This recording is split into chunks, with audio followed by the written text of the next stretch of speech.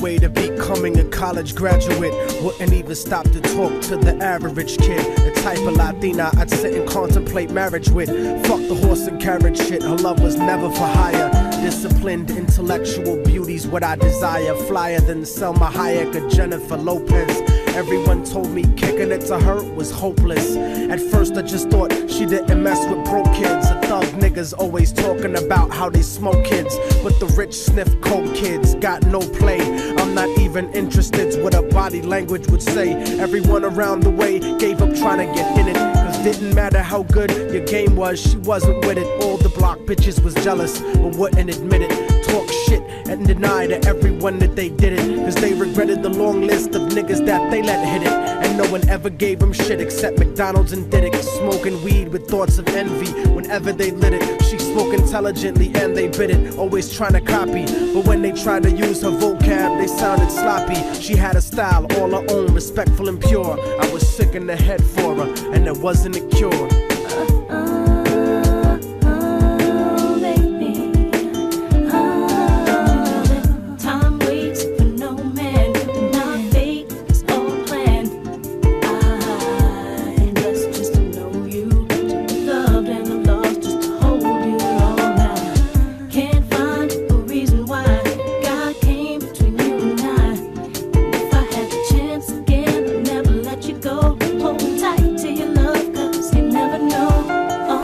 Brown and beautiful, yet empty and sad. I used to talk to her occasionally and she was glad that I wasn't just another nigga trying to get in it. So every now and then we'd stop and talk for a minute. I didn't have a gimmick, so the minutes turned to hours. On her birthday, I gave her a poem with flowers. Then I took her out to dinner after her cousin's baby shower. We talked about power to the people and such. We spent more time together, but it was never enough. I never tried to sneak a touch or even cop a feel. I was too interested in keeping it real, perfectly honest and complete. She would always call me cariño and never technique. Bought me a new book to read every 2 or 3 weeks, forever changing the expression of my thoughts when I speak. It was because of her I even deaded all of my freaks. She convinced me to stop hanging out on the streets, to stop robbing and stealing from people like you. Instead I took her out to the Apollo and the Bronx Zoo, Museo del Barrio and the Metropolitan too. Got to the point where I was either with her or my crew. So I decided one day to tell her my feelings was true. I couldn't live without her, so I told her face of my fears. But honey's only response was a face full of tears. She could only sob hysterically, holding me tight. I tried to speak, but she wouldn't stop until I left sight. I felt like a moth who got himself too close to the light. Except I didn't burn, I turned cold after that night. Don't you know that time waits for no man? Not fate, it's all planned. I'm blessed just to know you, to be loved and I'm lost just to hold you all now. Can't find a reason why God came between you and I. If I had the chance again, I'd never let you go. Hold tight to your love, cause you never know. I went on with my life, college and my career. Ended up locked up like an animal for a year, where the COs talk to you like they were the overseer. Then I got sent to the hole when my exit was near.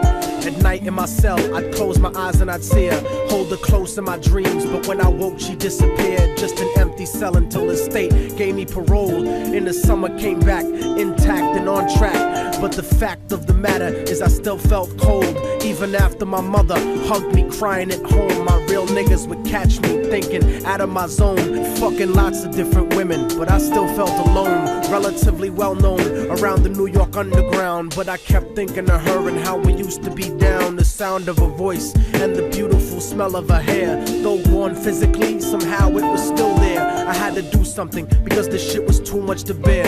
So I went and visited the building where she used to live. The world looks a lot different after you do a bid. Your way of life done changed while primitive minds are still stuck in the same game. Like her cousin who was on the corner slinging cocaine, stepped in the lobby and tapped the button next to her last name. Her mom buzzed me up and hugged me up like a mother order, but her facial expression changed when I asked about her daughter. No man, not fate, it's all planned. I'm blessed just to know you, to be loved and I'm lost just to hold you all now. Can't find a reason why God came between you and I.